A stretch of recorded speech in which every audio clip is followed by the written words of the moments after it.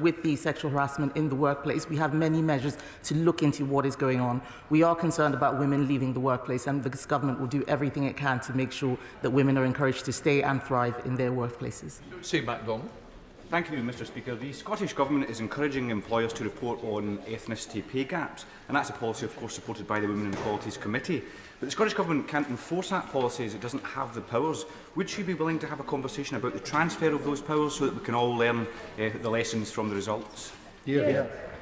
I thank the honourable gentleman for his question.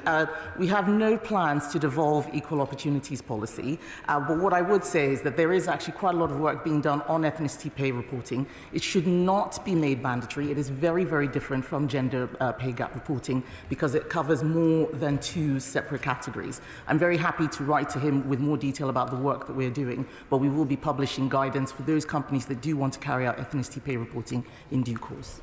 The committee, Caroline. Mr Speaker, gendered abuse, harassment and bullying in the workplace is wrong, but it can happen anywhere. And does my right honourable friend agree with me that when it happens here, when there is gendered abuse and bullying and indeed intimidation in this chamber, we should make sure action is taken to stamp it out?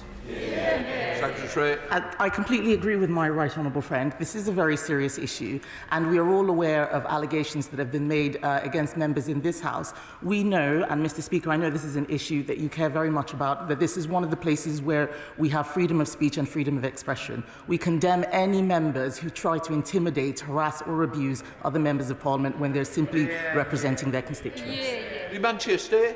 Thank you, Mr Speaker. With regards to racial inequality and discrimination, the previous Home Office report looked at 2 areas and the stats with regards to hate crime, on Islamophobia and also anti-Semitism. Both of those stats and figures were absolutely appalling, with a high number of those incidents. I asked the Minister this. The government previously removed the independent advisor on Islamophobia, Kari Yasin. He apparently did not have any terms of reference for 2 years. With regards to the government's commitment on tackling Islamophobia and intolerance, what is the government's strategy on that? I thank my honourable friend for the question. The government does have a strategy to tackle anti-Muslim hatred, and I would recommend that he raise this with the Secretary of State for Levelling Up Housing and Communities. He is responsible for that portfolio specifically as part of the community's strategy. Thank you. SNP spokesperson Kirsten Oswald. Mr Speaker, this week the UK Government rejected outright 5 of the Women and Equalities Select Committee's recommendations on menopause and the workplace, and it's not actually committing to any new work in response to the report. The chair of the committee, the Right Honourable Member for Romsey and Southampton North, has described the government's progress as glacial and its response as complacent, pointing out it's a missed opportunity to protect vast numbers of talented and experienced women from leaving the workforce. So will the Minister change tack, and will she commit to finally acting on menopause and the workplace? And if she won't, will she commit to looking again at why devolving employment law to Scotland matters so much, so that we can do that work? Mr Speaker, what I would do is ask the honourable lady to read the Women's Health Strategy, and she will see that the menopause is a priority area within the Women's Health Strategy. What I would say is that the Select Committee has made recommendations which we have considered carefully, but there is no point in the government having a strategy if it's simply going to accept recommendations from elsewhere that don't conform to that. I think that the best thing would be for her to actually work with the government and to look at the good work that we're doing on tackling issues around menopause. Emma Hardy. Question number 2. Thank you, Mr Speaker. Minister. Thank you, Mr Speaker.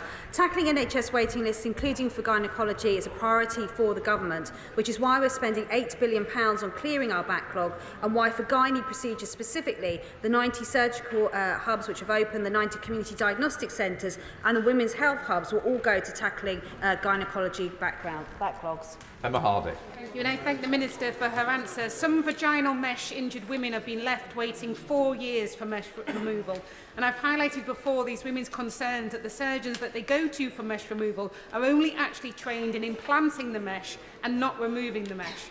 These women fear that once again they're being used as test subjects. So when will mesh-injured women get the redress that was recommended by the Baroness Cumberledge's review, First Do No Harm? Minister. Well, I thank the Honourable Lady for her work in this space, and I recognise that while we've set up 9 specialist mesh centres to tackle mesh removal, and we have seen a number of women come forward and receive their surgery, there are still a number on the waiting list. I'm meeting with some of the campaigners next week on mesh removal. We were at the Select Committee hearing just a few weeks ago, and I heard some of their concerns. So I recognise there's still more progress to make in this space. We now come to Shadow Secretary on these slides. Thank you, Mr. Speaker. NHS England figures show that in October 2012, 15 women had been waiting over a year for gynaecological treatment. Can the Minister tell the House how many women had been waiting for that long in October last year? Minister. Well, as the Shadow Minister will know, there's a backlog of procedures in all 4 devolved nations of the United Kingdom for clinical reasons rather than political reasons.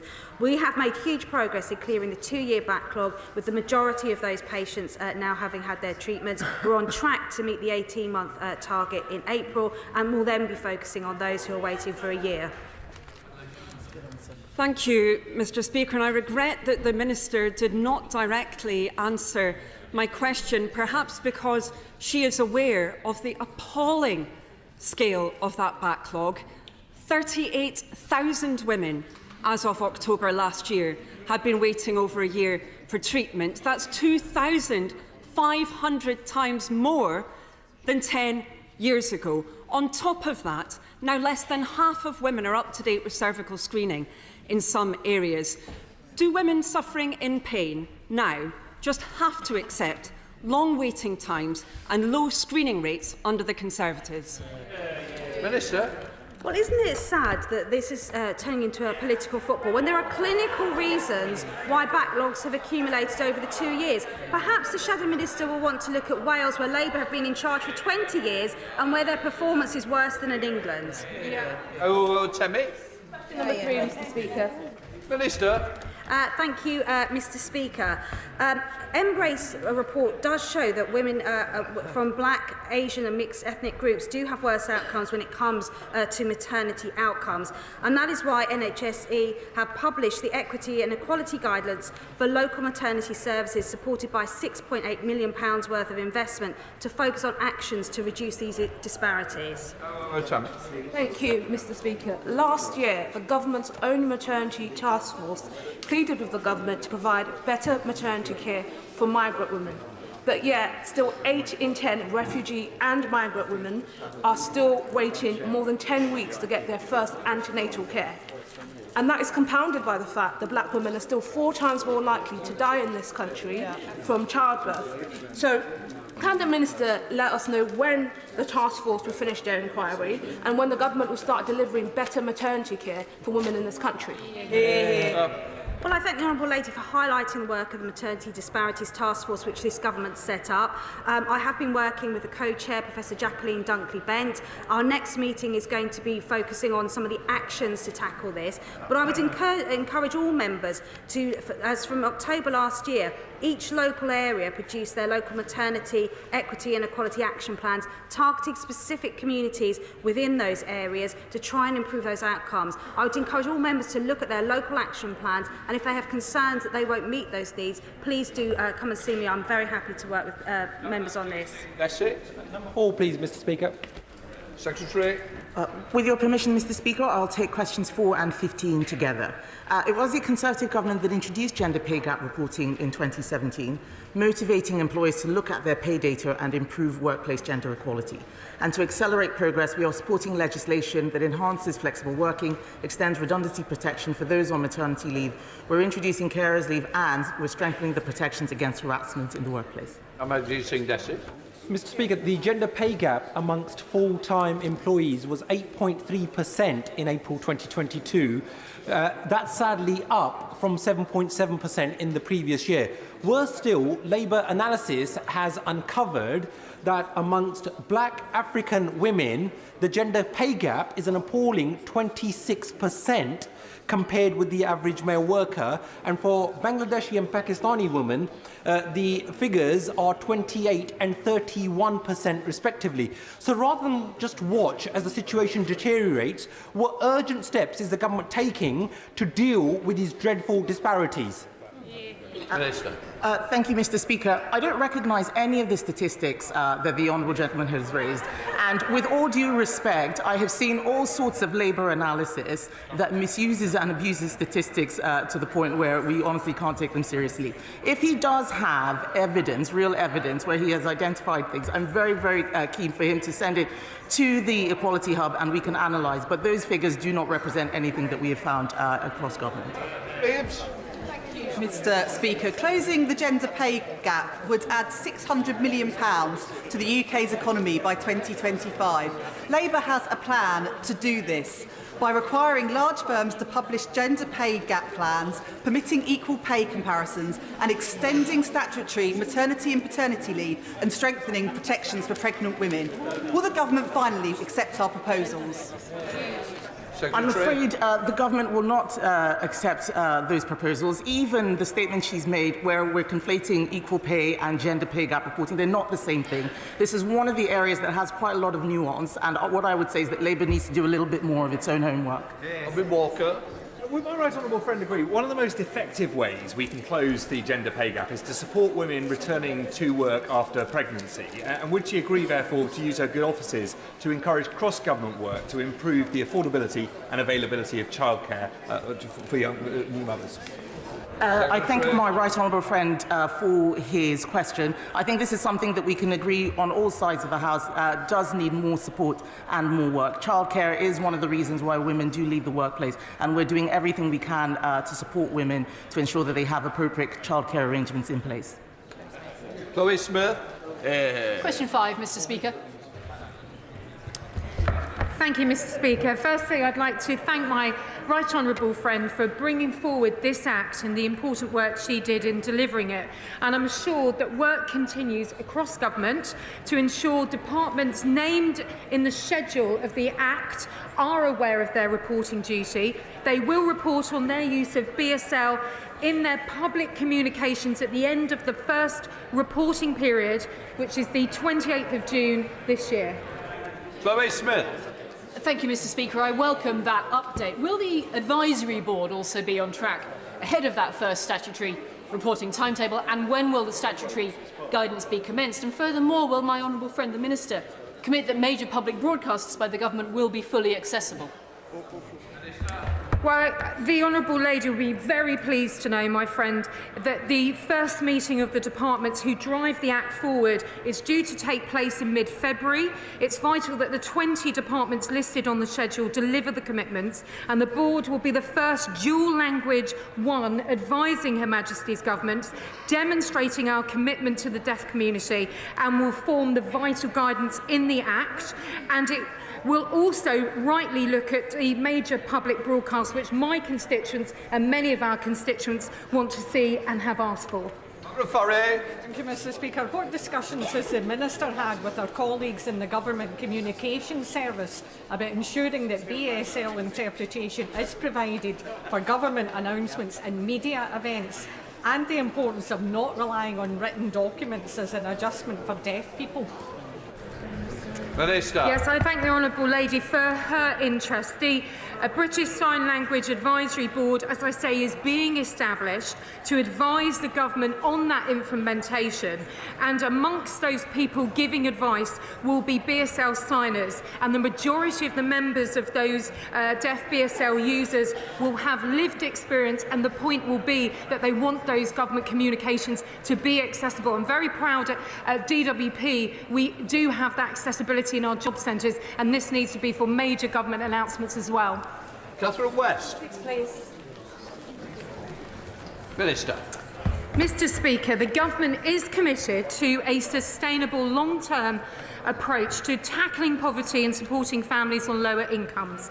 To help people progress, the DWP provides a range of support for anyone at any age or career stage and background to move forward and be better off, as well as one-to-one support with their work coach. Job seekers can access sector-based work academies, the Restart programme and the Work and Health programme.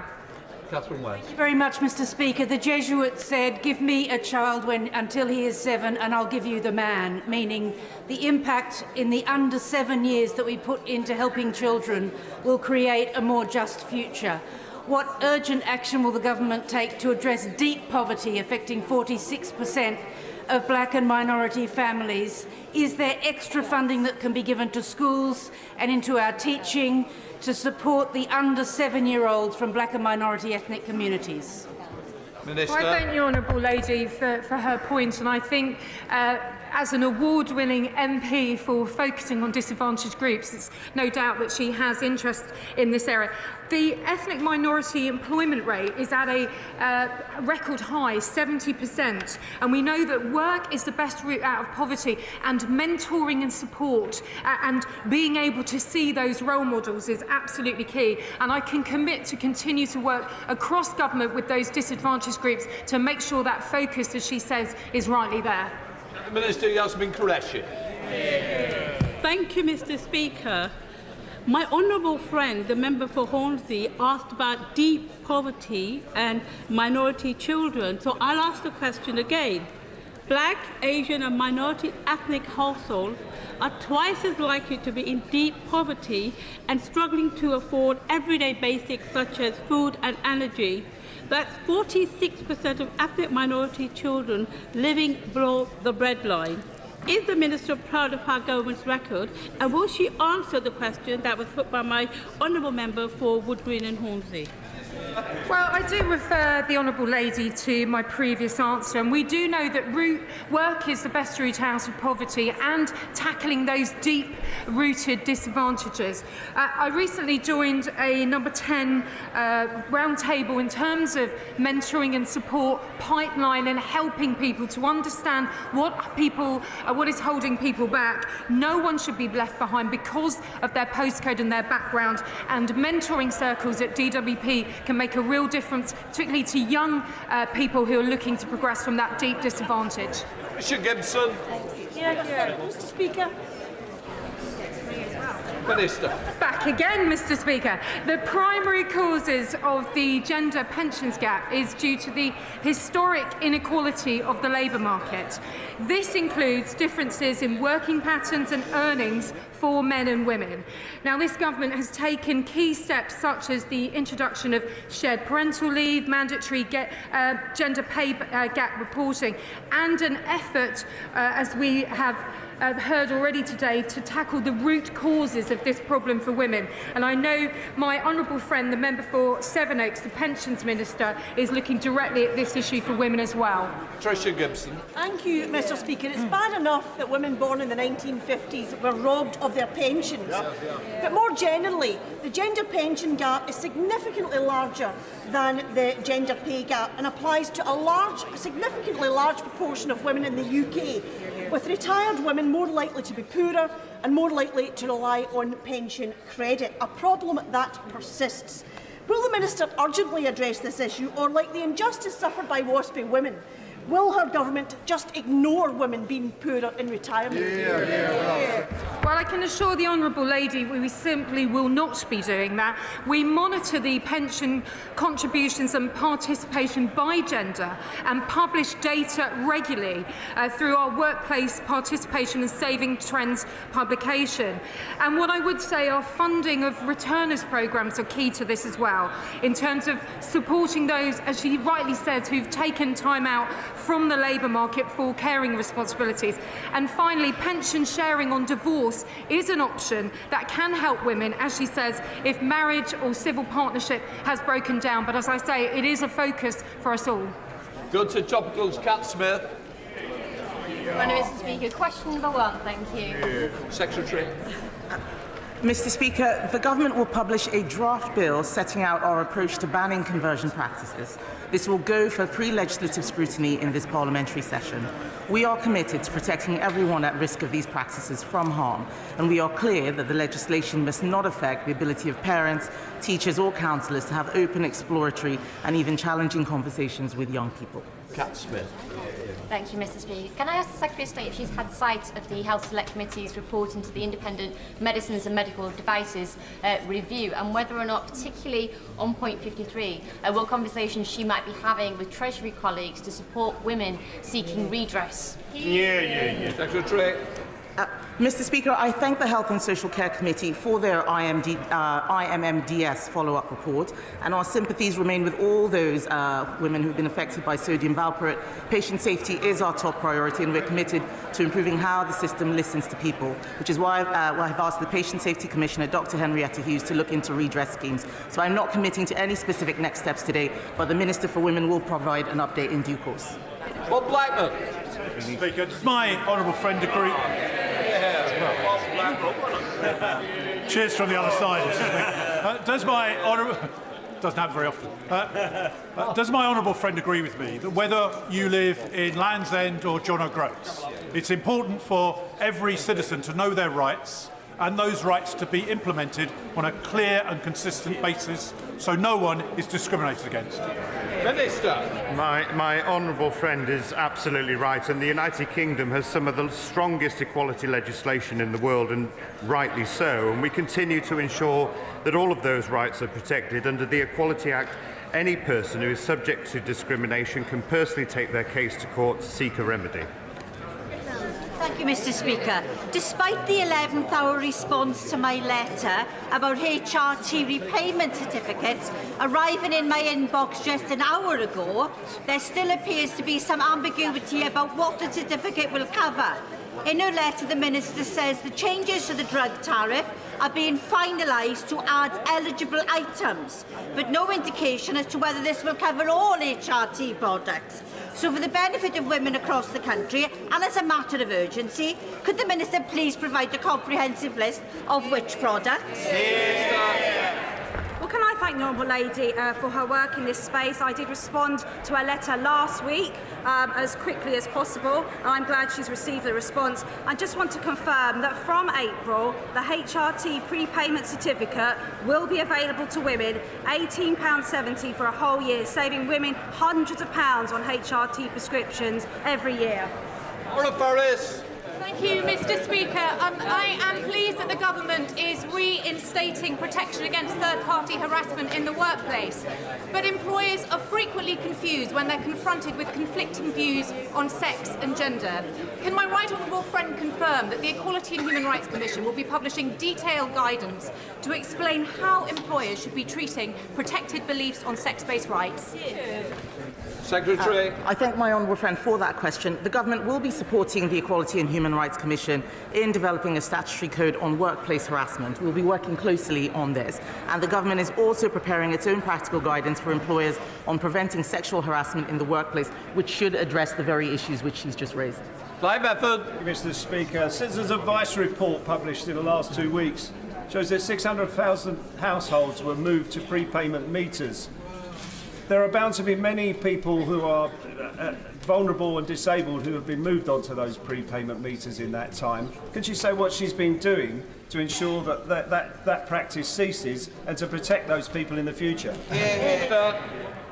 Well, I thank the honourable gentleman for raising that issue, and I believe it's going to be discussed further between the Department for Bays and also with the support that we give at DWP. I'm very proud to be bringing forward the next stage of the Household Support Fund and the cost of living payments. And I would say to anybody who is concerned about making payments, contact their energy supplier, use the benefits calculator on .gov.uk, and also make sure they look at the support for the cost of living household support fund through their local authority. Little Richards. Climate Group are reported to be committing, by the UN and others, atrocities atrocities including rape against women and girls in Ukraine. on behalf of their Russian paymasters. So will the Secretary of State raise this with Cabinet colleagues and urge the government to prescribe the group as a terrorist organisation?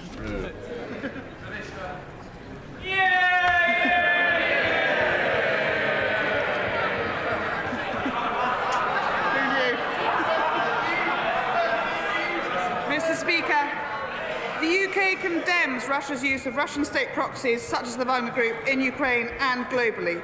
And Wagner mercenaries operating in Ukraine in support of the Russian invasion, present in other conflict settings, including Mali and the Central African Republic, are continuing to bring us huge challenges. We are continuing to work with the Ukrainian government on tackling conflict-related sexual violence, including through UK expertise to support the investigations through the Atrocity Crimes Advisory Group, and we will not stop to provide that support. Final question, Russia Nora Ali. Thank you, Mr. Speaker. The average cost of a full-time nursery place for a child under 2 when there's no government support costs around £14,000 a year, and much more in London.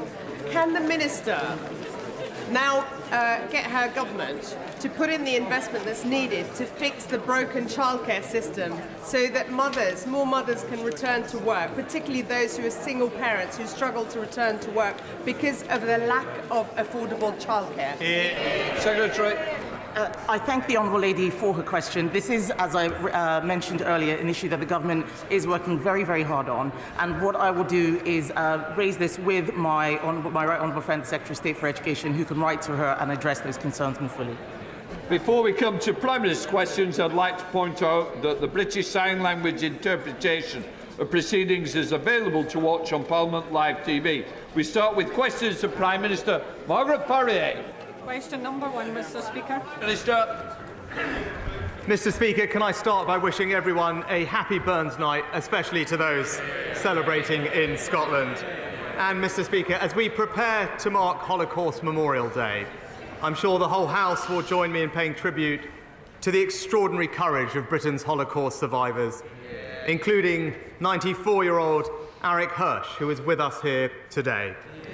This government will legislate to build the Holocaust Memorial and Learning Centre next to Parliament, so the testimonies of survivors like Eric will be heard at the heart of our democracy by every generation to come.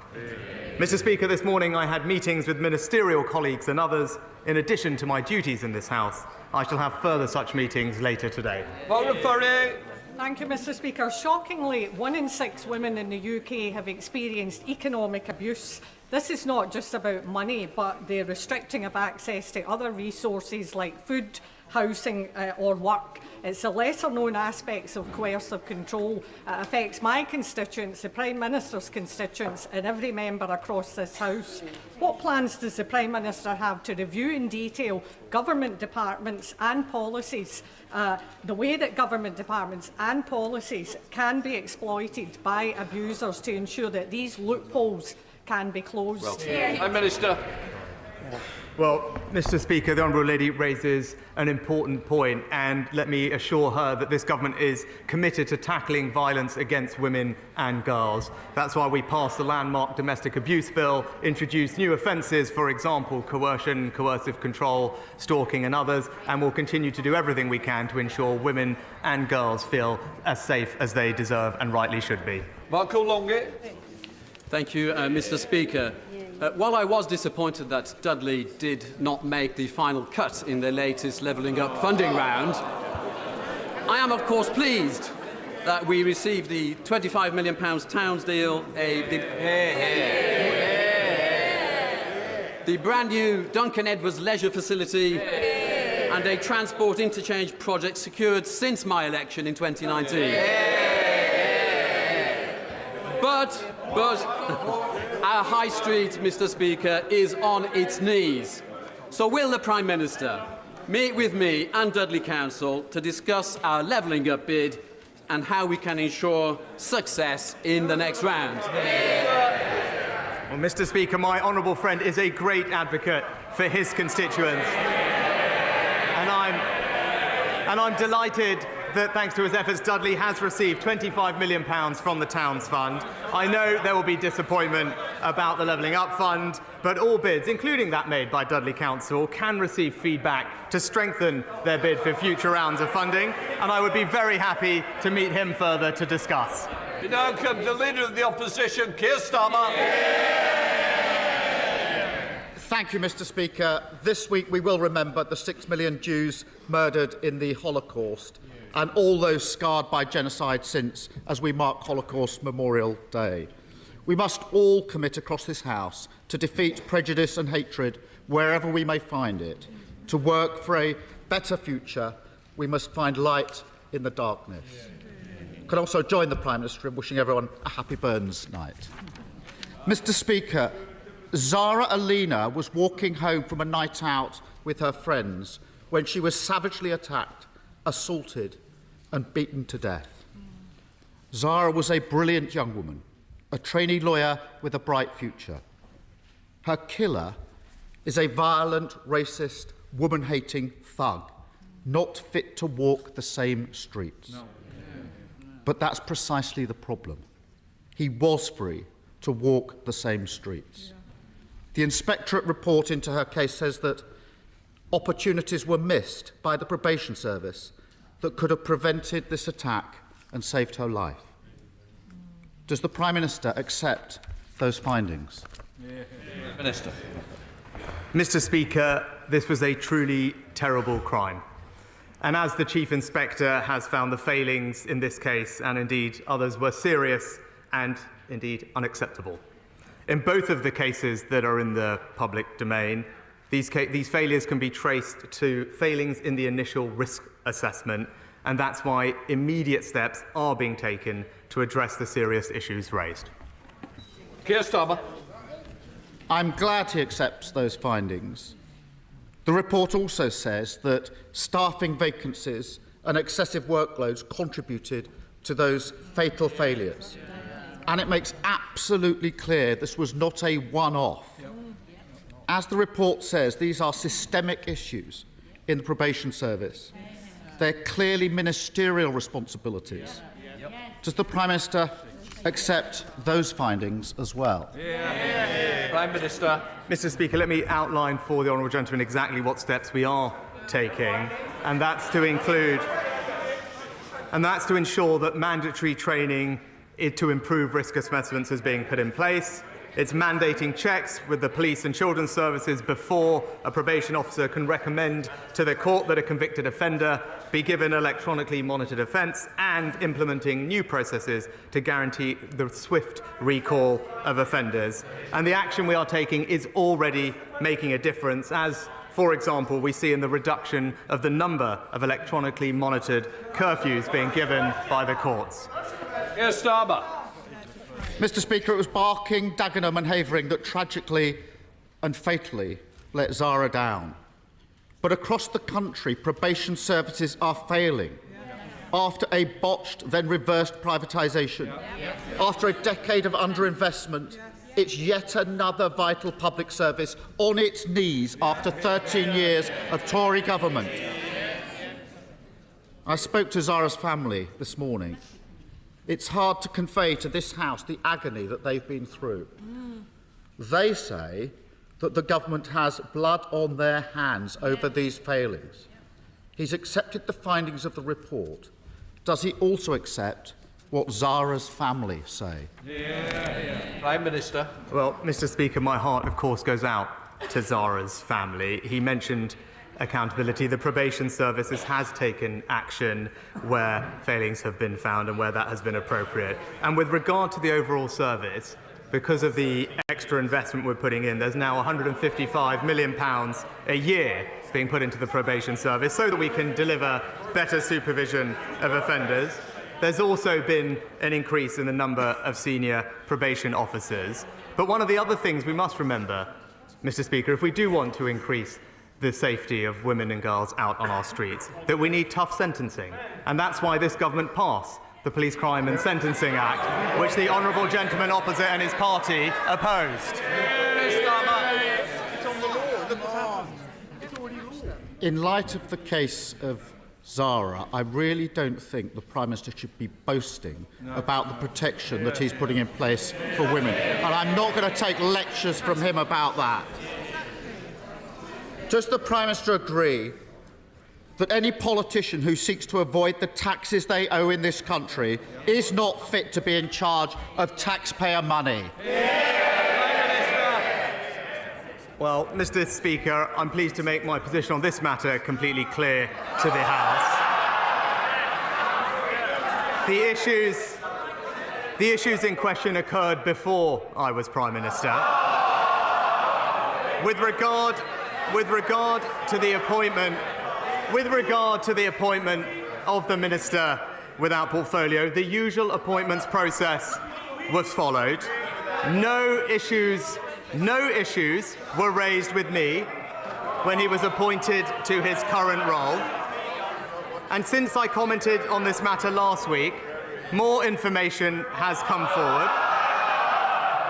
And that is why I have asked the independent advisor to look into the matter. Now, I obviously can't prejudge the outcome of that, but it is right that we fully investigate this matter and establish all the facts.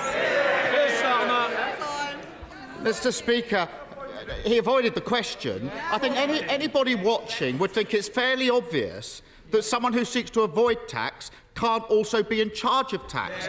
Yet, for some reason, the Prime Minister can't bring himself to say that or even acknowledge the question. Now, last week, the Prime Minister told this House that the chair of the Tory party had addressed his tax affairs in full and there was nothing to add. This week, after days of public pressure, the Prime Minister now says there are serious questions to answer. What changed? Prime Minister. Mr. Speaker, I know he reads from these prepared sheets, but he should listen to what I actually say.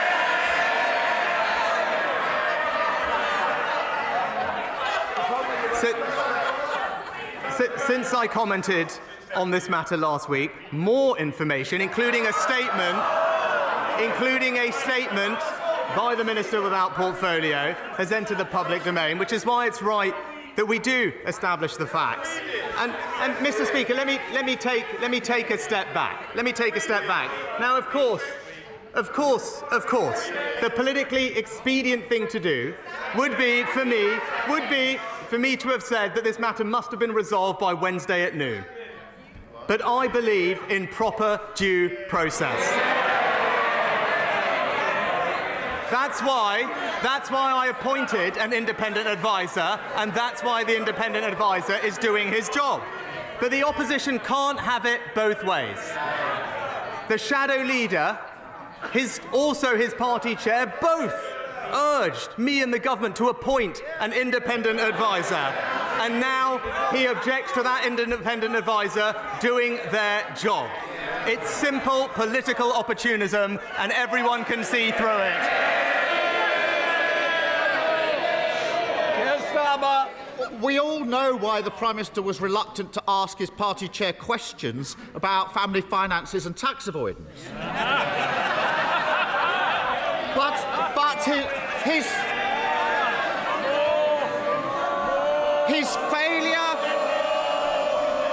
his failure to sack him when the whole country can see what's going on shows how hopelessly weak he is. A Prime Minister overseeing chaos, overwhelmed at every turn. He can't say when ambulances will get to heart attack victims again. He can't say when the prison system will keep streets safe again. He can't even deal with tax avoiders in his own cabinet. Is he starting to wonder if this job is just too big for him?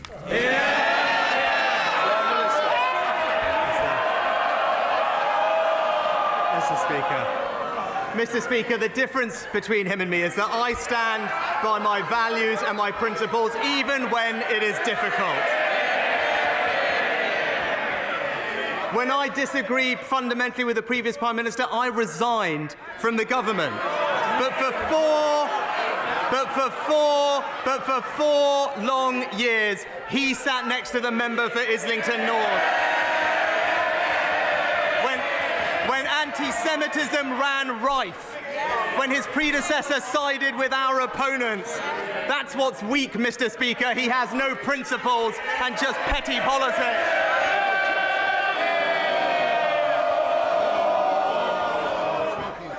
Thank you very much, Mr. Speaker. For our most vulnerable children, school is often their principal place of safety as well as education. But as reported in my review of school exclusions for the government in 2019, the unacceptable and illegal use of off-rolling is still shutting a worrying number of children out of the classroom, out of learning and out of the protection they need from gangs, violence and domestic abuse. And whilst there has been some impressive and excellent work done by the Department of Education to address this terrible practice, what more can my right honourable friend do to ensure that we now permanently exclude off-rolling from our schools? Prime Minister. Well, my honourable friend raises an important issue, and the government is clear that off-rolling is unlawful and unacceptable in any form. And the Department for Education continues to work with Ofsted to tackle it. Where Ofsted finds it, it will always be addressed in the inspection report, and it could also lead to a school's leadership being judged inadequate. We now come to the Leader of the SNP, Stephen. Mr. Speaker, let me start by echoing the sentiments of the Prime Minister and the Leader of the Opposition in relation to Holocaust Memorial Day. Truly horrific crimes that we must never forget and endeavour to ensure are never repeated. May I also send my heartfelt thoughts, and indeed I hope those of all across the chamber, to the firefighter who's in serious condition in Edinburgh at this moment in time following the blaze in Edinburgh just a few days ago. Mr. Speaker, may I ask the Prime Minister, what advice would he have for individuals seeking to protect their personal finances? Should they seek out a future chair of the BBC to help secure an £800,000 loan? Should they set up a trust in Gibraltar and hope that HMRC simply don't notice?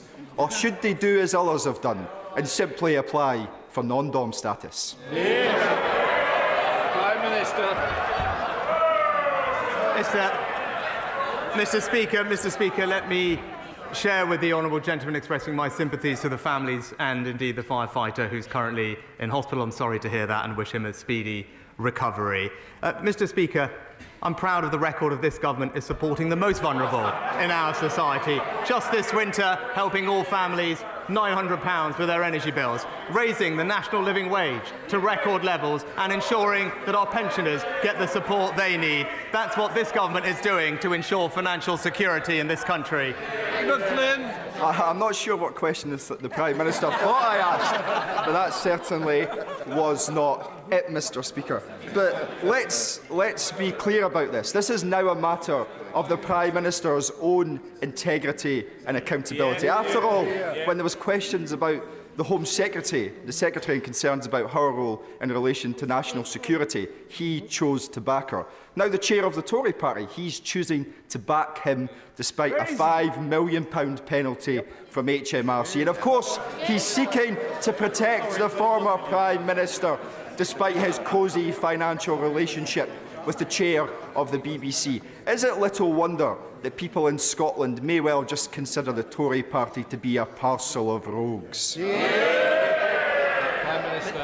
Mr. Speaker, what I'm standing up for is proper due process.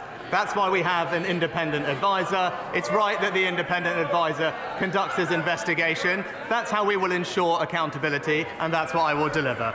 Rob Roberts. Thank you, Mr. Speaker. Wales has almost 40 times more people than England waiting more than 2 years for NHS treatment, despite having less than 5% of the population. Sad case of devolve and forget, unfortunately, which does a disservice to my constituents in Delyn. Could the Prime Minister confirm that the UK Government remains concerned about the healthcare of the people in Wales? And given that the North Wales Health Board has had it for 8 years, could he come up with a way of putting the Welsh Labour Government into special measures? Prime Minister. Well, Mr. Speaker, as the honourable gentleman highlights, the NHS right across our union is facing pressure because of some of the challenges of flu and COVID in particular, causing high bed occupancy this winter. We are focused on delivering on the people's priorities and bringing down the backlog. We've currently already eliminated waits of over 2 years, and as the honourable gentleman says, there's more to go. That's why our investment this week into mental health treatment will ensure that we can ease the pressure further in A&E, and I continue to delivering that across the country. Sir Geoffrey Donaldson. Thank you, Mr. Speaker. Can I echo the comments of the Prime Minister in relation to Holocaust Memorial Day? And as we think of the situation in Ukraine, we also extend our best wishes to President Zelensky on his birthday today. Freedom of religion or belief is important in this country. Isabel von Spruce was praying silently outside an abortion clinic in Birmingham when she was arrested and questioned by the police, not about her written or spoken words, but about her thoughts. We value freedom of religion or belief in this country. Will the Prime Minister commit to examine the laws of the United Kingdom to ensure that this country remains a beacon for freedom of religion or belief across the world? Prime Minister. Well, Mr. Speaker, of course, we believe in freedom of religious expression and belief in this country, but we also are balancing that with the rights of women to seek legal and safe abortions. That is currently being discussed in this Parliament. These matters are always matters of free vote, and I know members will treat them with the sensitivity that they deserve. Dr. Liam Fox. Thank you, Mr. Speaker. Innocent civilians are being murdered in Ukraine on Putin's orders as we speak. And as we see in a warmed House of Commons, families are freezing because their electricity is being cut off by Russian forces. Putin believes that Ukraine is more important to him than the free world and is moving to a full war footing. So the Ukrainians must make gains on the battlefield, and the next 6 months are crucial. They need a full range of weapons, Mr. Speaker, air defence, artillery, longer-range missiles and tanks, and enough to make a real difference. The UK has shown great leadership on this issue. Can I ask, therefore, my right honourable friend to use every means at his disposal, domestic and international, to honour the courage of the people of Ukraine and to defend the whole world order, because ultimately that is what we're really talking about. Prime Minister. Well, Mr. Speaker, I've made clear that the UK and our allies must accelerate our efforts to ensure Ukraine wins this war and secures a lasting peace. Last year, the United Kingdom provided £2.3 billion in military aid to Ukraine, the largest package of support of any European nation, and we will at least match that again this year. And as my right honourable friend knows, last week I announced that we would gift many battle tanks as part of the next major package of UK support to Ukraine, and I'm pleased that our friends and allies are preparing to follow our lead. Dr. Rupa. Mr. Speaker, London has it all: prime property, shopping, schools, even the perfect time zone for money laundering. And while there has been movement with Russian oligarchs, it's not just them. We know that there are relatives of regimes that we all condemn on both sides of this House that are running bogus Islamic centres just as fronts to stash their dirty cash, amongst other things. So when will the NCA be adequately financed so we can be a world leader in anti-corruption, as we promised in 2016? Or is there a lack of political will to upset the apple cart? Well, Mr. Speaker, the honourable lady should know that we are currently in the process of legislating the Economic Crime Bill, which puts in place many more measures to allow us to tackle some of the issues that she raised, and also introduces the Economic Crime Levy, which will provide considerably more funding to tackle economic crime in the UK. Sir McCartney. Thank you, Mr. Speaker. The Trans-Pennine Rail upgrade is underway, which is good news, with stations in Slough and Marsden getting improvements. But what's not such good news, Mr. Speaker, is the dozens of daily rail service cancellations by Trans-Pennine Express, which is causing absolute misery for my constituents, trying to get to work, trying to get to college, trying to visit family and friends. The franchise is up in May, Mr. Speaker. So does the Prime Minister agree with me? Enough is enough. If Trans-Pennine Express don't get to grips with this, we need to strip them of the franchise and get somebody in who will deliver the reliable rail services for my constituents. Well, Mr. Speaker, we have been clear that the current service is simply not acceptable. Rail North Partnership is working with a company on a service improvement plan, and my honourable friend, the Rail Minister, is having weekly meetings with them. As the honourable gentleman points out, TransPennine Express contract does expire in May, and whilst there are currently discussions about that new contract, if ministers conclude that the operator cannot be turned around, then other decisions may be made. Olivia Blake. Thank you, Mr. Speaker. From Rwanda to deaths in the Channel and the latest scandal of missing children, refugees and campaigners have today gathered outside Parliament to highlight the impact of the hostile environment on people in the migration and asylum system. Rather than cruel gimmicks like Rwanda, isn't the best way of deterring Channel crossings, saving lives and breaking the business model of criminal gangs to introduce safe and legal routes to claim asylum? Well, Mr. Speaker, this just is about fairness. It's about fairness for those that seek to come here legally. It's about fairness for those who are here and our ability to integrate and support those who we want to. What we will do is break the cycle of criminal gangs, which are causing untold misery, leading to deaths in the Channel. And that's why we will introduce legislation that makes it clear that if you come here illegally, we will be able to detain you and swiftly remove you to a safe third country. That is the reasonable and common sense approach that the vast majority of the British public supports. Sir Oliver Hill. The Prime Minister will be aware of my concern that mental health patients should not be forced into accident and emergency departments when what they really need is specialist care. Can he say more about the extra money that's being made available for urgent mental health care facilities, and also what impact he thinks that will have, first on the treatment of mental health patients, but also on the general situation in A&E departments? Prime Minister. My right honourable friend is absolutely right. People in mental health crisis deserve compassionate care in a safe and appropriate setting, and too often they end up in A&E when they should be receiving specialist treatment elsewhere. This week's announcement is in mental health ambulances, crisis cafes, crisis houses, and mental health urgent treatment centres will make sure that patients do get the vital help they need whilst easing pressures on emergency departments and freeing up staff time. My right honourable friend is absolutely right to highlight this issue. Our announcement this week will make a major difference. As a trustee of the Holocaust Memorial Day Trust, this week, I was honoured to hear from Leah Lesser, a Holocaust survivor who came to this country by herself at the age of 8 because her parents believed that the UK was a safe haven for vulnerable children. This week, I also read the government's own statistics, which said that there are 200 asylum-seeking, unaccompanied children who are missing from hotels in the UK. Ministers have admitted that they have no idea about the whereabouts of these children.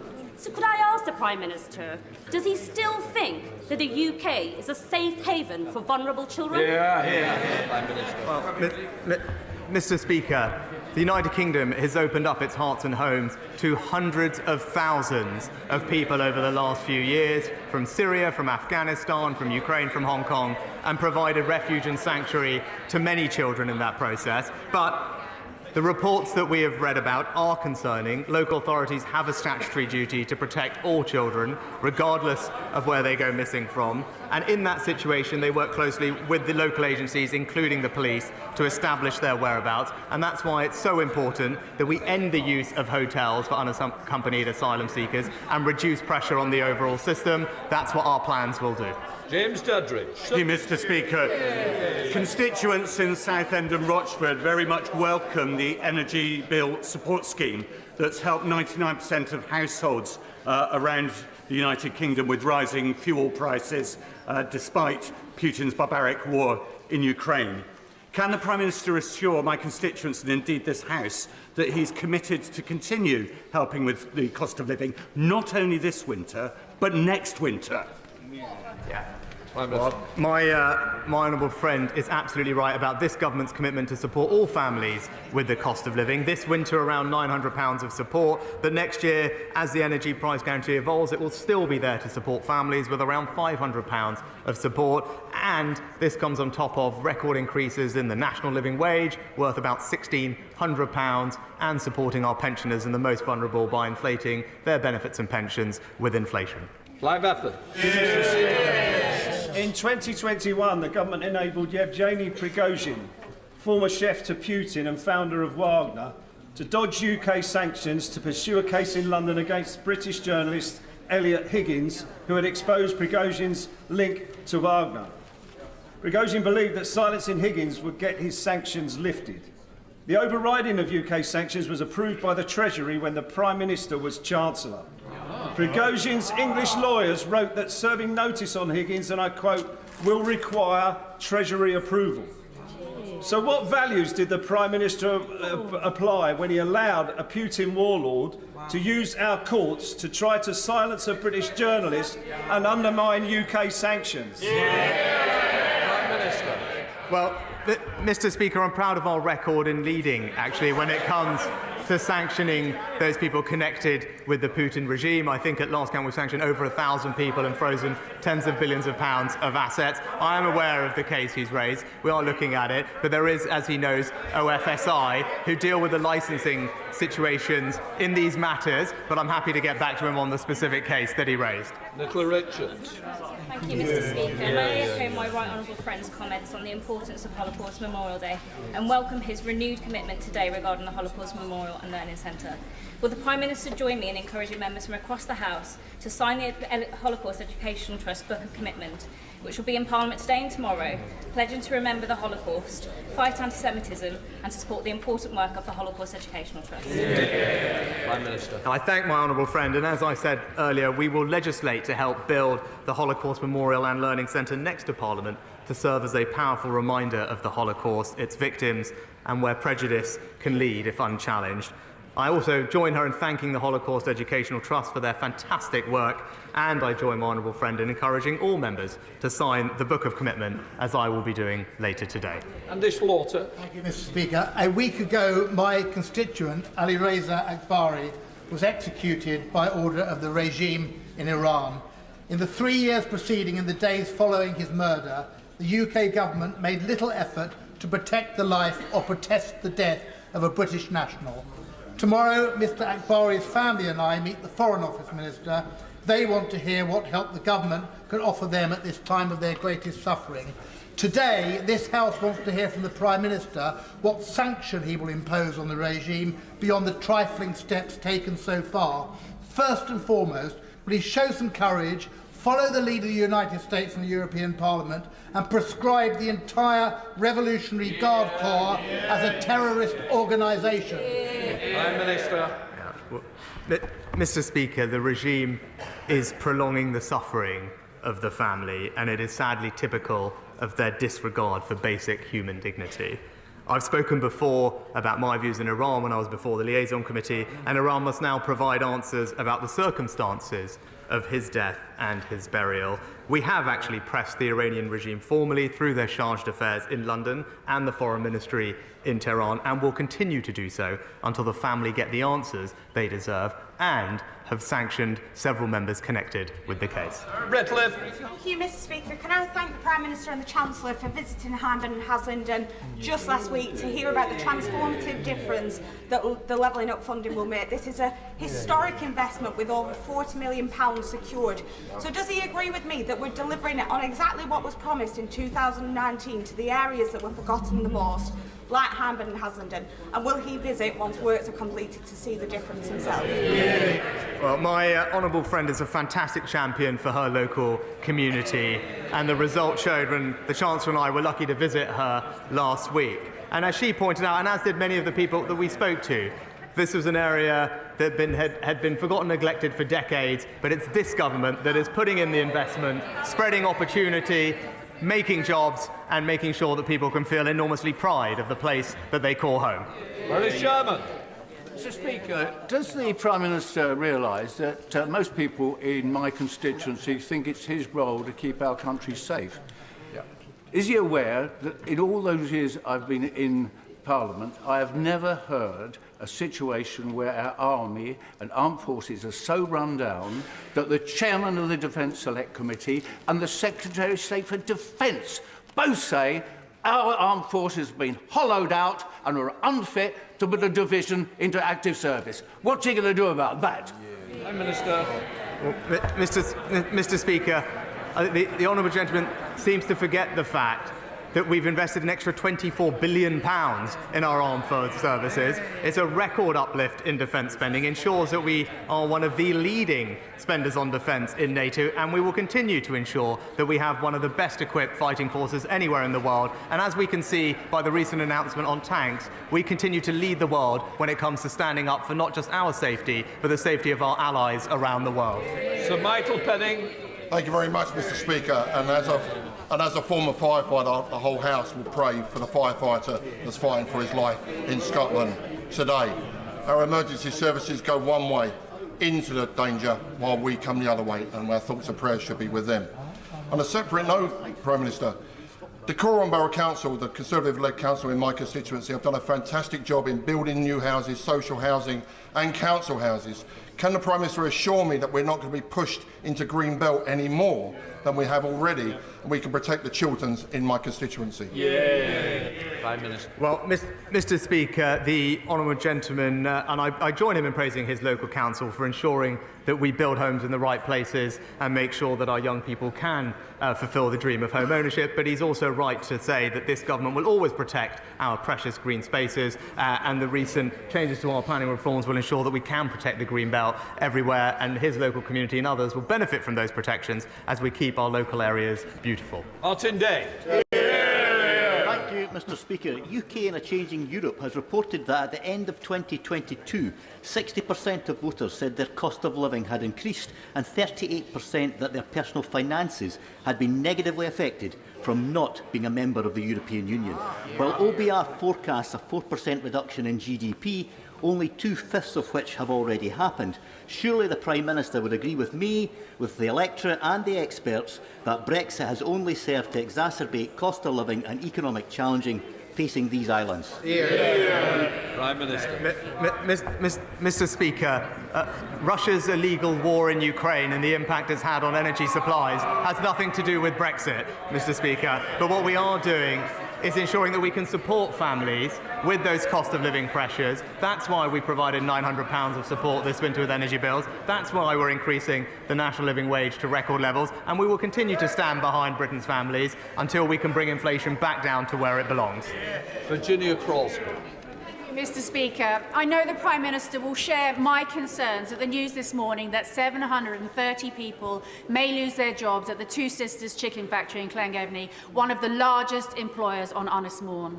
What support can the government offer to both my constituents who are affected by this devastating news and the wider community at this difficult time? Mr. Speaker, I'm very sorry to hear about the job losses that the Honourable Lady raises. My thoughts are with those affected and their families. I know how distressing that will be for them. I'm pleased to say that DWP has procedures in place to support communities when situations like this arise, and we will work very closely with her to do what we are doing everywhere across the country, and that's provide good, well-paid jobs for everyone, because that is the best way to build a happy and secure life. Caroline Harris. Thank you, Mr. Speaker. Exercise is essential for both physical and mental well-being, but with spiral energy costs, many venues, like the Freedom Leisure Centres in my constituency, are struggling to cope. While some sectors will receive extra support, the sport and leisure industry will not. If the Prime Minister agrees with me that this sector is vital to the long-term health of our communities, why is his government not providing them with the financial support they need to thrive? Prime Minister. Well, Mr. Speaker, of course I agree with the Honourable Lady that exercise and leisure centres are important, and that's why we provided significant support to them during COVID and beyond. And with regard to energy prices now, the Chancellor has set out the new relief scheme that will run after the current one expires. It provides considerable support to all sorts of organisations up and down the country, and I'm sure it will benefit many businesses and organisations in her constituency. I understand that the case referred to by the Right Honourable Member for Lagan Valley is currently before the courts. It is therefore covered by the House's sub judice resolution and should not be referred to in this House. It is, of course, open to any member to ask I waive the resolution in particular case, but that has not happened in this case, and so therefore should not be discussed at all. I will leave it at that. Right. Sends PMQs before I call the urgent question. Let me